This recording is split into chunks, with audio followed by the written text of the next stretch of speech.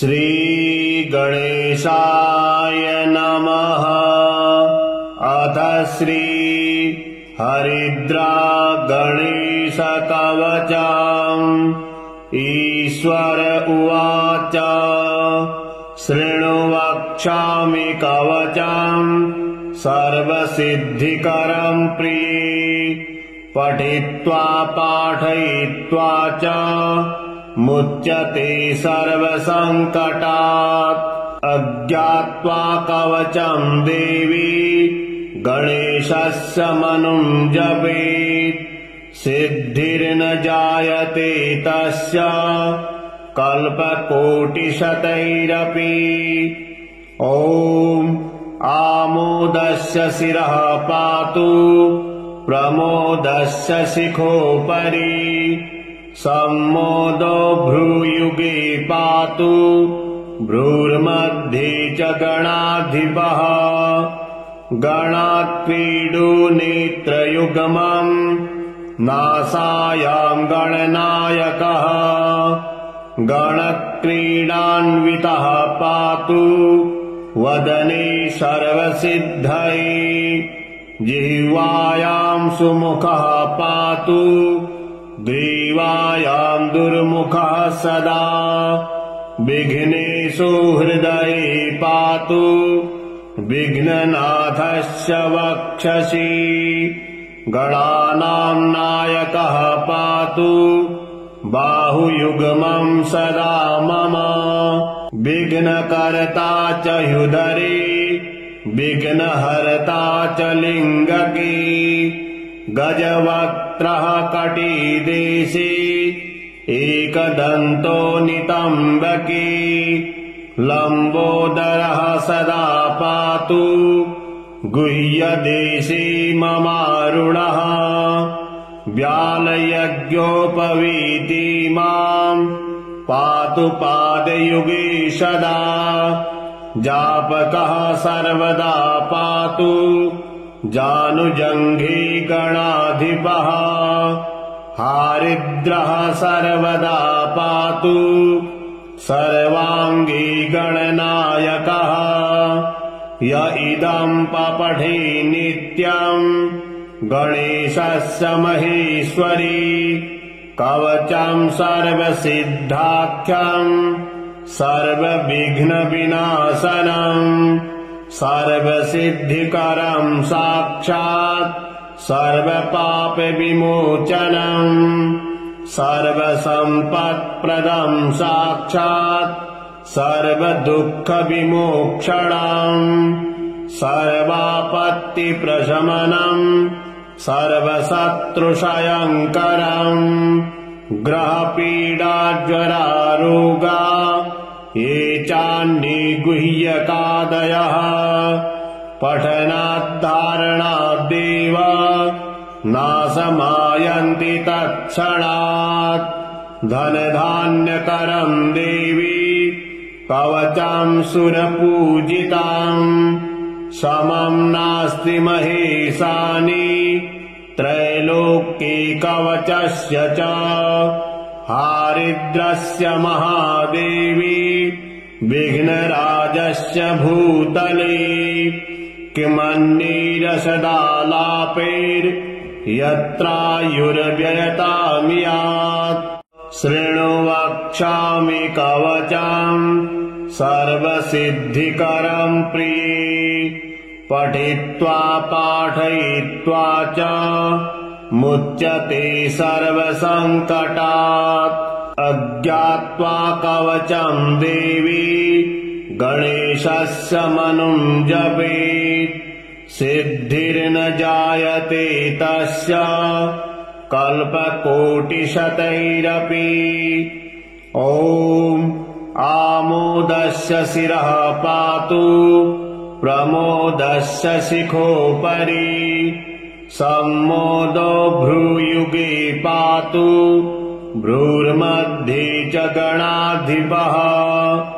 गणाक्रीडो नेत्रयुग्मम् नासायाम् गणनायकः।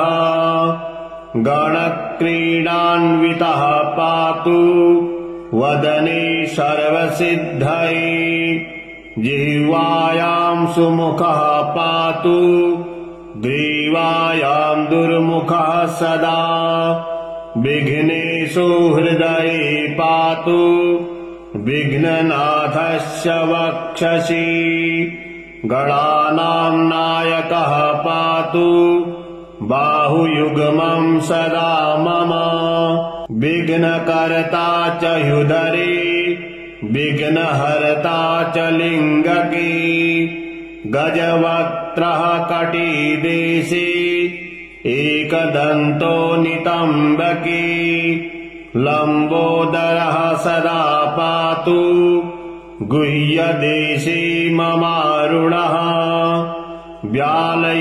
व्यालयज्ञोपवीति मां पातु पादयुगे सदा जापकः सर्वदा पातु जानुजङ्घे गणाधिपः हारिद्रः सर्वदा पातु सर्वाङ्गी गणनायकः य इदं पपठे नित्यम् गणेशस्य महेश्वरी कवचं सर्वसिद्धाख्यम् सर्वविघ्नविनाशनम् सर्वसिद्धिकरं साक्षात् सर्वपापविमोचनम् सर्वसम्पत्प्रदं साक्षात् सर्वदुःखविमोक्षणम् सर्वापत्तिप्रशमनम् सर्वशत्रुक्षयङ्करम् ग्रहपीडाज्वरारोगा ये चान्निगुह्यकादयः पठनाद्धारणाद्देव नाशमायन्ति तत्क्षणात् धनधान्यकरम् देवी कवचं सुरपूजिताम् समं नास्ति महेशानि त्रैलोक्ये कवचस्य च हारिद्रस्य महादेवी विघ्नराजस्य भूतले किमन्नीरसदालापैर्यत्रायुर्व्ययतामियात् शृणु वक्ष्यामि कवचम् सर्वसिद्धिकरम् प्रिये पठित्वा पाठयित्वा च मुच्यते सर्वसङ्कटात् अज्ञात्वा कवचम् देवी गणेशस्य मनुं जपेत् सिद्धिर्न जायते तस्य कल्पकोटिशतैरपि ॐ आमोदस्य शिरः पातु प्रमोदस्य शिखोपरि सम्मोदो भ्रूयुगे पातु भ्रूर्मध्ये च गणाधिपः गणाक्रीडो नेत्रयुग्मम् नासायां गणनायकः गणक्रीडान्वितः पातु वदने सर्वसिद्धये जिह्वायां सुमुखः पातु ग्रीवायां दुर्मुखः सदा विघ्नेषु हृदये पातु विघ्ननाथस्य वक्षसि गणानां नायकः पातु बाहुयुग्मं सदा मम विघ्नकर्ता च ह्युदरे विघ्नहर्ता च लिङ्गके गजवक्त्रः कटिदेशे एकदन्तो नितम्बके लम्बोदरः सदा पातु गुह्यदेशे ममारुणः व्यालयज्ञोपवीति मां पातु पादयुगे सदा जापकः सर्वदा पातु जानुजङ्घे गणाधिपः हारिद्रः सर्वदा पातु सर्वाङ्गी गणनायकः य इदं पपठे नित्यम् गणेशस्य महेश्वरी कवचं सर्वसिद्धाख्यम् सर्वविघ्नविनाशनम् सर्वसिद्धिकरम् साक्षात् सर्वपापविमोचनम् सर्वसम्पत्प्रदम् साक्षात् सर्वदुःखविमोक्षणम् सर्वापत्तिप्रशमनम् सर्वशत्रुक्षयङ्करम् ग्रहपीडाज्वरारोगा ये चान्निगुह्यकादयः पठनाद्धारणाद्देव नाशमायन्ति तत्क्षणात् धनधान्यकरम् देवी कवचं सुरपूजिताम् समम् नास्ति महेशानि त्रैलोक्ये कवचस्य च हारिद्रस्य महादेवी विघ्नराजस्य भूतले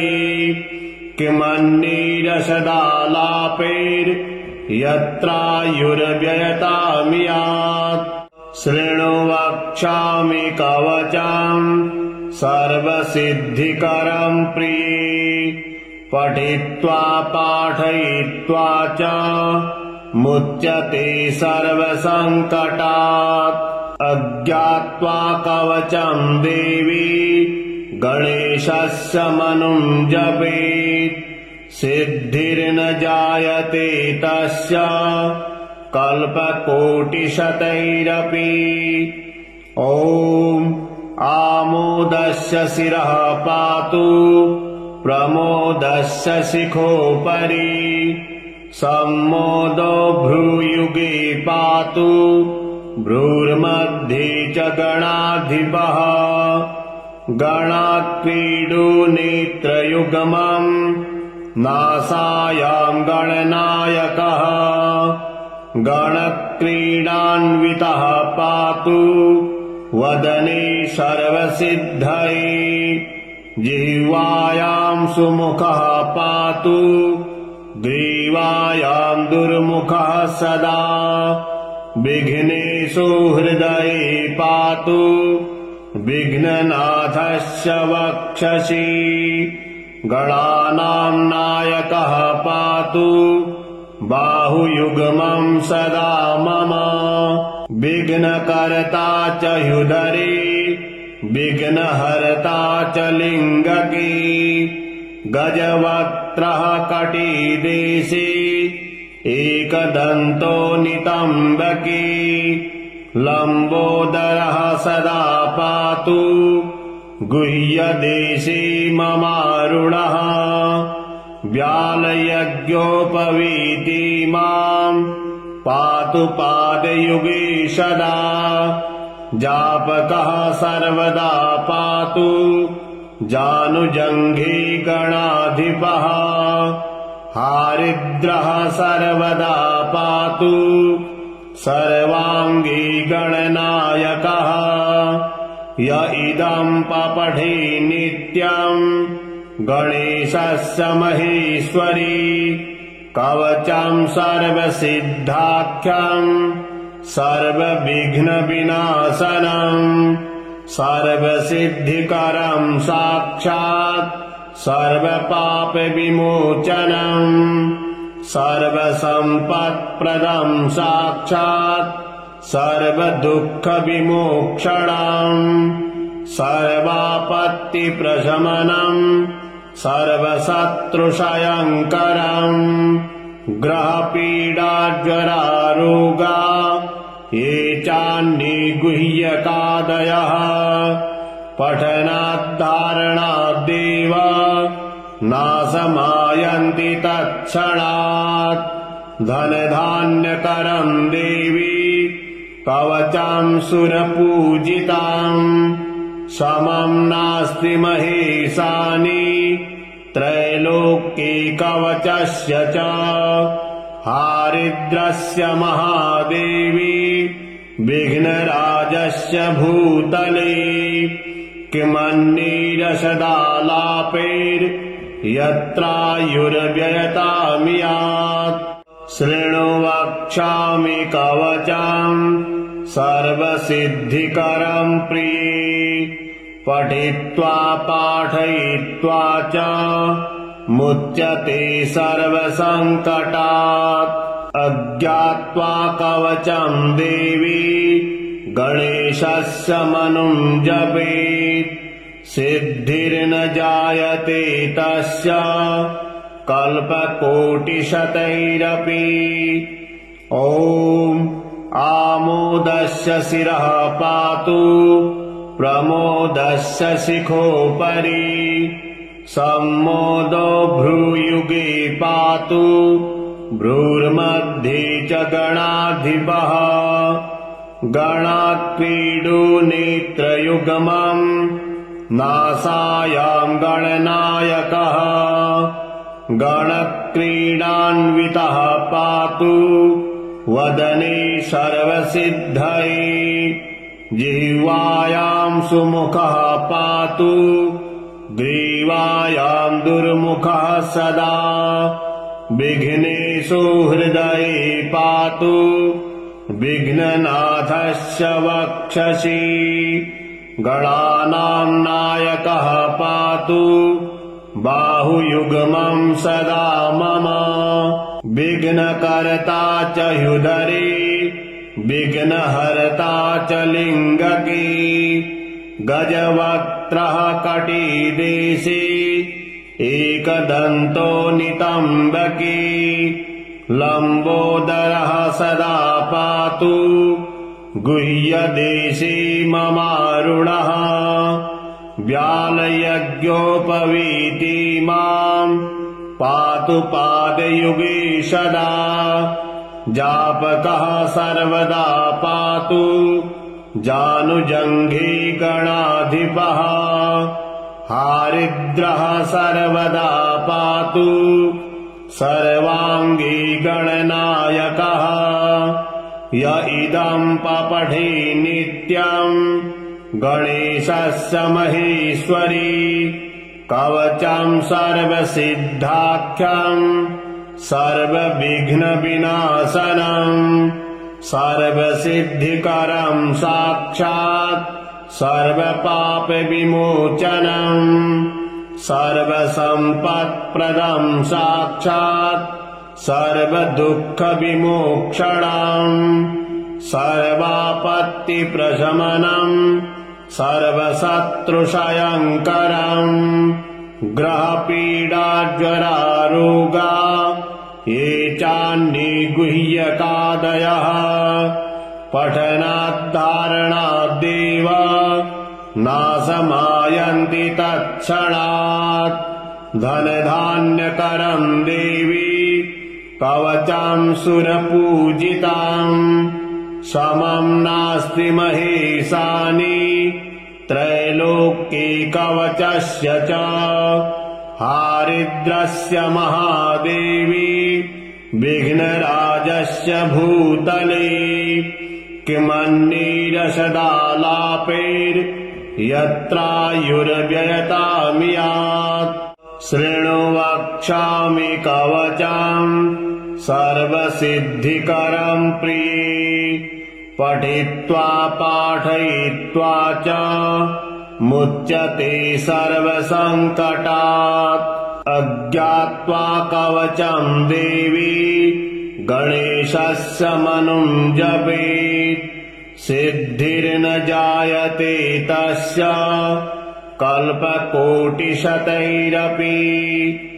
ॐ आमोदस्य शिरः पातु प्रमोदस्य शिखोपरि सम्मोदो भ्रूयुगे पातु भ्रूर्मध्ये च गणाधिपः गणाक्रीडो नेत्रयुग्मम् नासायाम् गणनायकः गणक्रीडान्वितः पातु वदने सर्वसिद्धये जिह्वायाम् सुमुखः पातु ग्रीवायाम् दुर्मुखः सदा विघ्नेषु हृदये पातु विघ्ननाथस्य वक्षसि गणानां नायकः पातु बाहुयुग्मं सदा मम विघ्नकर्ता च ह्युदरे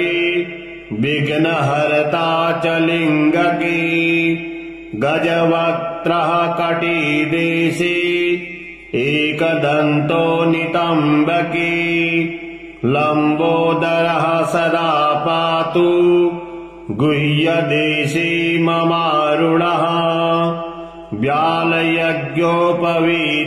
माम् पातु पादयुगे सदा जापकः सर्वदा पातु जानुजङ्घे गणाधिपः हारिद्रः सर्वदा पातु सर्वाङ्गी गणनायकः य इदम् पपठे नित्यम् गणेशस्य महेश्वरी कवचम् सर्वसिद्धाख्यम् सर्वविघ्नविनाशनम् सर्वसिद्धिकरम् साक्षात् सर्वपापविमोचनम् सर्वसम्पत्प्रदम् साक्षात् सर्वदुःखविमोक्षणम् सर्वापत्तिप्रशमनम् सर्वशत्रुक्षयङ्करम्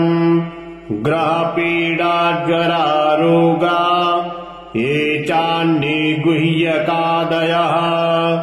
पठनाद्धारणाद्देव नाशमायन्ति तत्क्षणात् धनधान्यकरम् देवी कवचम् सुरपूजिताम् समम् नास्ति महेशानि त्रैलोक्ये कवचस्य च हारिद्रस्य महादेवी विघ्नराजस्य भूतले किमन्नीरसदालापैर्यत्रायुर्व्ययतामियात् शृणु वक्ष्यामि कवचम् सर्वसिद्धिकरम् प्रिये पठित्वा पाठयित्वा च मुच्यते सर्वसङ्कटात् अज्ञात्वा कवचम् देवी गणेशस्य मनुम् जपेत् सिद्धिर्न जायते तस्य कल्पकोटिशतैरपि ॐ आमोदस्य शिरः पातु प्रमोदस्य शिखोपरि सम्मोदो भ्रूयुगे पातु भ्रूर्मध्ये च गणाधिपः गणात्क्रीडो नेत्रयुग्मम् नासायाम् गणनायकः गणक्रीडान्वितः पातु वदने सर्वसिद्धये जिह्वायाम् सुमुखः पातु ग्रीवायाम् दुर्मुखः सदा विघ्नेषु हृदये पातु विघ्ननाथस्य वक्षसि गणानाम् नायकः पातु बाहुयुग्मम् सदा मम विघ्नकर्ता च ह्युदरे विघ्नहर्ता च लिङ्गके गजवक्त्रः कटिदेशे एकदन्तो नितम्बके लम्बोदरः सदा पातु गुह्यदेशे ममारुणः व्यालयज्ञोपवीति माम् पातु पादयुगे सदा जापकः सर्वदा पातु जानुजङ्घे गणाधिपः हारिद्रः सर्वदा पातु सर्वाङ्गी गणनायकः य इदम् पपठे नित्यम् गणेशस्य महेश्वरी कवचम् सर्वसिद्धाख्यम् सर्वविघ्नविनाशनम् सर्वसिद्धिकरम् साक्षात् सर्वपापविमोचनम् सर्वसम्पत्प्रदम् साक्षात् सर्वदुःखविमोक्षणम् सर्वापत्तिप्रशमनम् सर्वशत्रुक्षयङ्करम् ग्रहपीडाज्वरारोगा ये चान्निगुह्यकादयः पठनाद्धारणाद्देव नाशमायन्ति तत्क्षणात् धनधान्यकरम् देवी कवचम् सुरपूजिताम् समम् नास्ति महेशानि त्रैलोक्यकवचस्य च हारिद्रस्य महादेवी विघ्नराजस्य भूतले किमन्निरसदालापैर्यत्रायुर्व्ययतामियात् शृणु वक्ष्यामि कवचम् सर्वसिद्धिकरम् प्रिये पठित्वा पाठयित्वा च मुच्यते सर्वसङ्कटात् अज्ञात्वा कवचम् देवी गणेशस्य मनुम् जपेत् सिद्धिर्न जायते तस्य कल्पकोटिशतैरपि ॐ आमोदस्य शिरः पातु प्रमोदस्य शिखोपरि सम्मोदो भ्रूयुगे पातु भ्रूर्मध्ये च गणाधिपः गणात्पीडो नेत्रयुग्मम् नासायाम् गणनायकः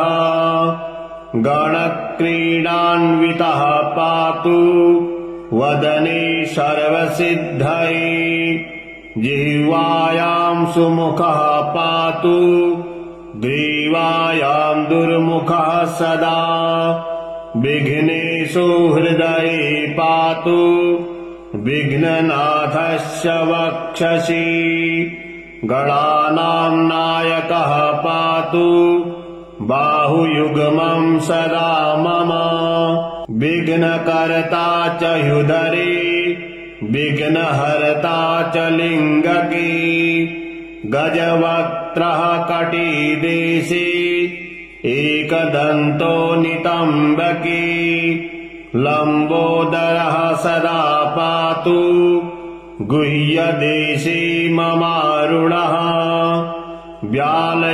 व्यालयज्ञोपवीति माम् पातु पादयुगे सदा जापकः सर्वदा पातु जानुजङ्घे गणाधिपः हारिद्रः सर्वदा पातु सर्वाङ्गी गणनायकः य इदम् पपठे नित्यम् गणेशस्य महेश्वरी कवचम् सर्वसिद्धाख्यम् सर्वविघ्नविनाशनम् सर्वसिद्धिकरम् साक्षात् सर्वपापविमोचनम् सर्वसम्पत्प्रदम् साक्षात् सर्वदुःखविमोक्षणम् सर्वापत्तिप्रशमनम् सर्वशत्रुक्षयङ्करम् ग्रहपीडाज्वरारोगा ये चान्निगुह्यकादयः पठनाद्धारणाद्देव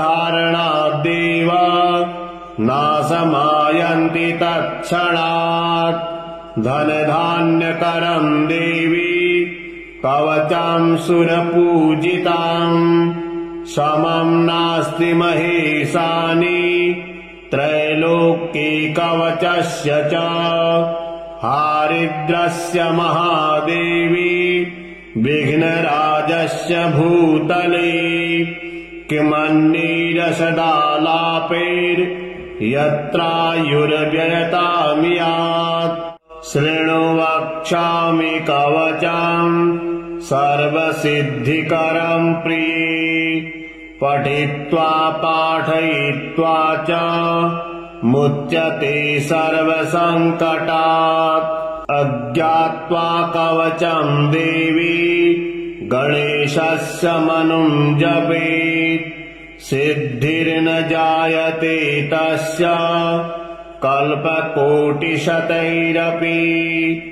ॐ आमोदस्य शिरः पातु प्रमोदस्य शिखोपरि सम्मोदो भ्रूयुगे पातु भ्रूर्मध्ये च गणाधिपः गणाक्रीडो नेत्रयुग्मम् नासायां गणनायकः गणक्रीडान्वितः पातु वदने सर्वसिद्धये जिह्वायां सुमुखः पातु ग्रीवायां दुर्मुखः सदा विघ्नेषु हृदये पातु विघ्ननाथस्य वक्षसि गणानां नायकः पातु बाहुयुग्मं सदा मम विघ्नकर्ता च ह्युदरे विघ्नहर्ता च लिङ्गके गजवक्त्रः कटिदेशे एकदन्तो नितम्बके लम्बोदरः सदा पातु गुह्यदेशे ममारुणः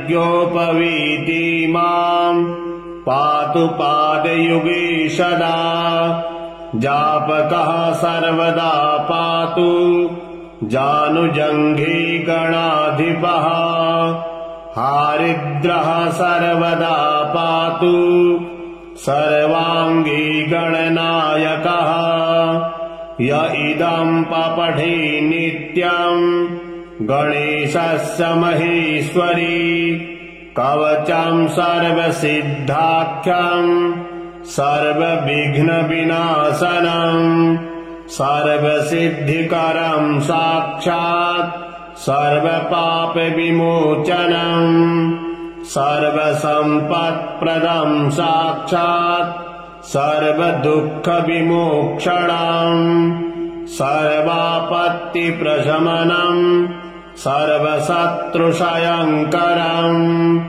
ग्रहपीडाज्वरारोगा ये चान्निगुह्यकादयः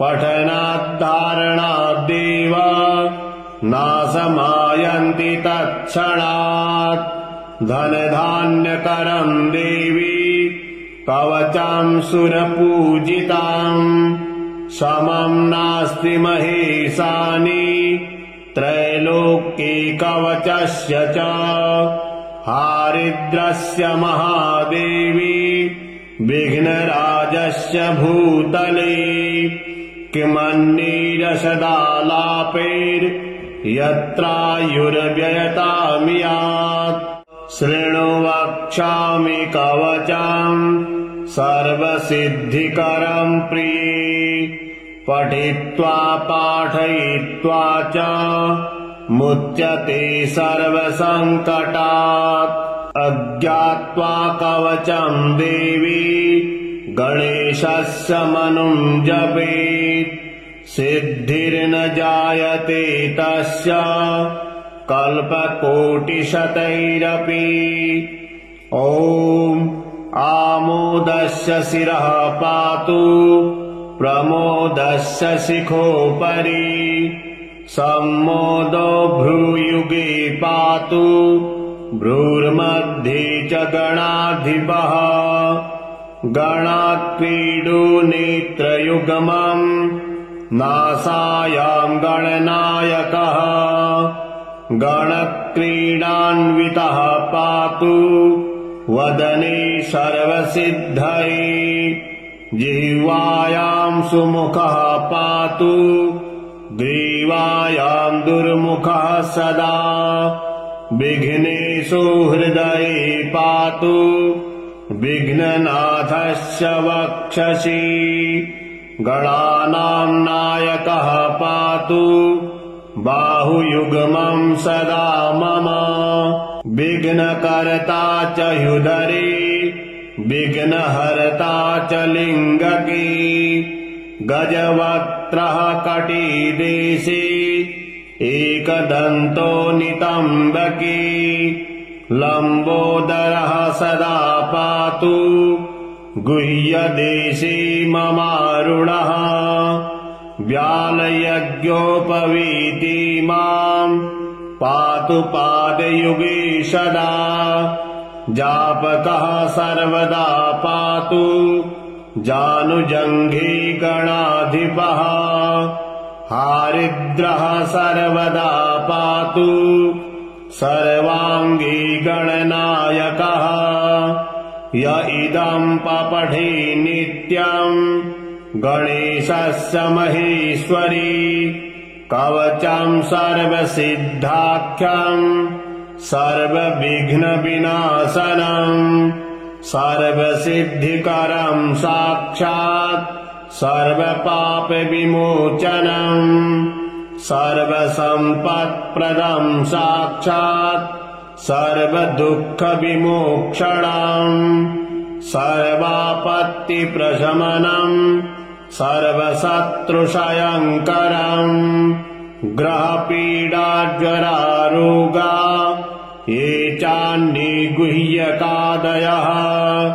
पठनाद्धारणाद्देव नाशमायन्ति तत्क्षणात् धनधान्यकरम् देवी कवचम् सुरपूजिताम् समम् नास्ति महेशानि त्रैलोक्ये कवचस्य च हारिद्रस्य महादेवी विघ्नराजस्य भूतले किमन्नीरसदालापैर्यत्रायुर्व्ययतामियात् शृणु वक्ष्यामि कवचम् सर्वसिद्धिकरम् प्रिये पठित्वा पाठयित्वा च मुच्यते सर्वसङ्कटात् अज्ञात्वा कवचम् देवी गणेशस्य मनुम् जपेत् सिद्धिर्न जायते तस्य कल्पकोटिशतैरपि ॐ आमोदस्य शिरः पातु प्रमोदस्य शिखोपरि सम्मोदो भ्रूयुगे पातु भ्रूर्मध्ये च गणाधिपः गणाक्रीडो नेत्रयुग्मम् नासायाम् गणनायकः गणक्रीडान्वितः पातु वदने सर्वसिद्धये जिह्वायाम् सुमुखः पातु ग्रीवायाम् दुर्मुखः सदा विघ्नेषु हृदये पातु विघ्ननाथस्य वक्षसि गणानाम् नायकः पातु बाहुयुग्मम् सदा मम विघ्नकर्ता च ह्युदरे विघ्नहर्ता च लिङ्गकी गजवक्त्रः कटिदेशे एकदन्तो नितम्बकी लम्बोदरः सदा पातु गुह्यदेशे ममारुणः व्यालयज्ञोपवीति माम् पातु पादयुगे सदा जापकः सर्वदा पातु जानुजङ्घे गणाधिपः हारिद्रः सर्वदा पातु सर्वाङ्गी गणनायकः य इदम् पपठे नित्यम् गणेशस्य महेश्वरी कवचम् सर्वसिद्धाख्यम् सर्वविघ्नविनाशनम् सर्वसिद्धिकरम् साक्षात् सर्वपापविमोचनम् सर्वसम्पत्प्रदम् साक्षात् सर्वदुःखविमोक्षणम् सर्वापत्तिप्रशमनम् सर्वशत्रुक्षयङ्करम् ग्रहपीडाज्वरारोगा ये चान्निगुह्यकादयः पठनाद्धारणाद्देव नाशमायन्ति तत्क्षणात् धनधान्यकरम् देवी कवचम् सुरपूजिताम् समम् नास्ति महेशानि त्रैलोक्यकवचस्य च हारिद्रस्य महादेवी विघ्नराजस्य भूतले किमन्नीरसदालापैर्यत्रायुर्व्ययतामियात् शृणु वक्ष्यामि कवचम् सर्वसिद्धिकरम् प्रिये पठित्वा पाठयित्वा च मुच्यते सर्वसङ्कटात् अज्ञात्वा कवचम् देवी गणेशस्य मनुम् जपेत् सिद्धिर्न जायते तस्य कल्पकोटिशतैरपि ॐ आमोदस्य शिरः पातु प्रमोदस्य शिखोपरि सम्मोदो भ्रूयुगे पातु भ्रूर्मध्ये च गणाधिपः गणात्क्रीडो नेत्रयुग्मम् नासायाम् गणनायकः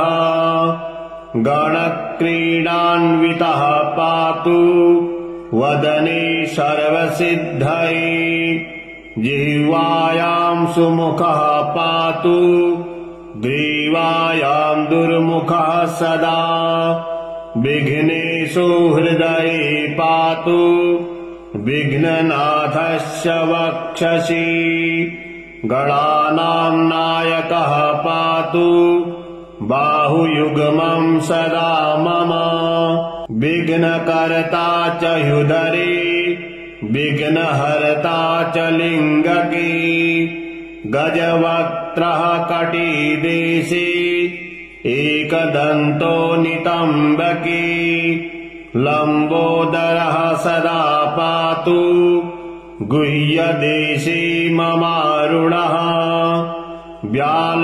व्यालयज्ञोपवीति माम् पातु पादयुगे सदा जापकः सर्वदा पातु जानुजङ्घे गणाधिपः हारिद्रः सर्वदा पातु सर्वाङ्गी गणनायकः य इदम् पपठे नित्यम् गणेशस्य महेश्वरी कवचम् सर्वसिद्धाख्यम् सर्वविघ्नविनाशनम् सर्वसिद्धिकरम् साक्षात् सर्वपापविमोचनम्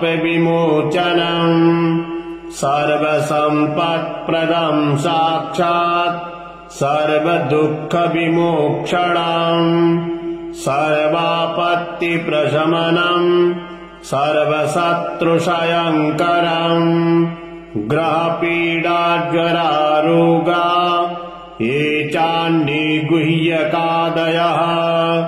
पठनाद्धारणाद्देव नाशमायन्ति तत्क्षणात् धनधान्यकरम् देवी कवचम् सुरपूजिताम् समम् नास्ति महेशानि त्रैलोक्यकवचस्य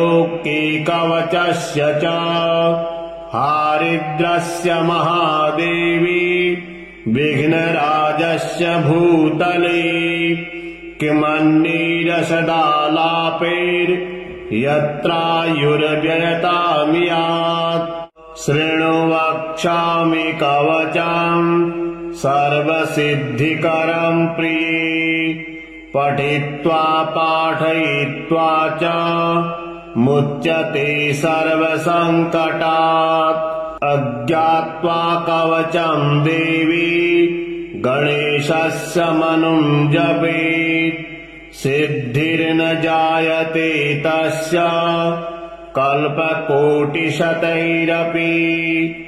ॐ आमोदस्य शिरः पातु प्रमोदस्य शिखोपरि।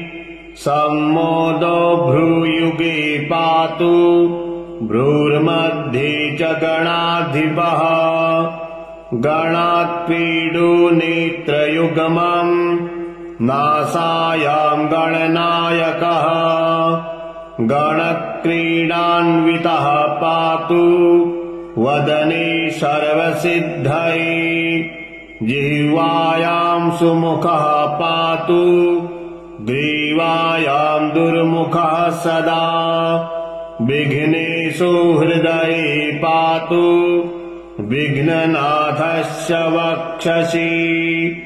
गणानां नायकः पातु बाहुयुग्मं सदा मम। विघ्नकर्ता च ह्युदरे विघ्नहर्ता च लिङ्गके। गजवक्त्रः कटिदेशे एकदन्तो नितम्बके। लम्बोदरः सदा पातु गुह्यदेशे ममारुणः। व्यालयज्ञोपवीति माम् पातु पादयुगे सदा। जापकः सर्वदा पातु जानुजङ्घे गणाधिपः।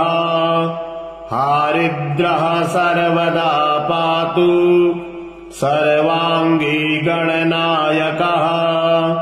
य इदं पपठे नित्यम् गणेशस्य महेश्वरी। कवचं सर्वसिद्धाख्यम् सर्वविघ्नविनाशनम्। सर्वसिद्धिकरं साक्षात् सर्वपापविमोचनम्। सर्वसम्पत्प्रदं साक्षात् सर्वदुःखविमोक्षणम्। सर्वापत्तिप्रशमनम् सर्वशत्रुक्षयङ्करम्। ग्रहपीडाज्वरारोगा ये चान्निगुह्यकादयः। पठनाद्धारणाद्देव नाशमायन्ति तत्क्षणात्। धनधान्यकरम् देवी कवचं सुरपूजिताम्। समम् नास्ति महेशानि त्रैलोक्ये कवचस्य च। हारिद्रस्य महादेवी विघ्नराजस्य भूतले। किमन्नीरसदालापैर्यत्रायुर्व्ययतामियात्। शृणु वक्ष्यामि कवचम् सर्वसिद्धिकरम् प्रिये। पठित्वा पाठयित्वा च मुच्यते सर्वसङ्कटात्। अज्ञात्वा कवचम् देवी गणेशस्य मनुं जपेत्। सिद्धिर्न जायते तस्य कल्पकोटिशतैरपि। ॐ आमोदस्य शिरः पातु प्रमोदस्य शिखोपरि। सम्मोदो भ्रूयुगे पातु भ्रूर्मध्ये च गणाधिपः। गणाक्रीडो नेत्रयुग्मम् नासायां गणनायकः। गणक्रीडान्वितः पातु वदने सर्वसिद्धये।